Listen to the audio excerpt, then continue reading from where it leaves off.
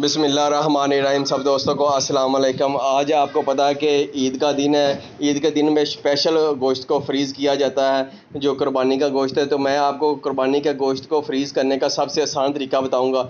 ये मैंने गोश्त ले लिया, इसको मैंने अच्छे तरीके से धो लिया। धो के मैंने इसको साफ़ कर लिया और साफ़ करके इसको खुश्क करना होता है। जैसे ये देखिए मैंने खुश्क किया हुआ।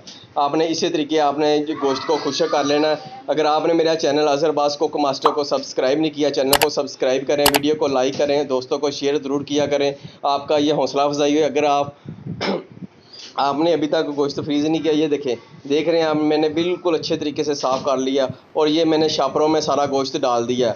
आपने इसी तरीके छोटे छोटे शापर जितना आपने बनाना, आपने अपने हिसाब से जितना गोश्त आप हांडी बनाते हैं, आधा किलो की, पाइया की या किलो का, आपने उतना शापर आपने बना लेना है। शापर में गोश्त को अज़रबाज़ कुक मास्टर की तरफ से एक बकरा ईद सब को बहुत बहुत मुबारक हो।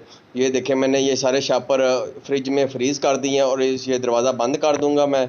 इसी तरीके आपने फ्रीज़ करके अपने शापर जो भी गोश्त के हैं फ्रीज़र में फ्रिज में रख लेने। ये देखें माशाल्लाह।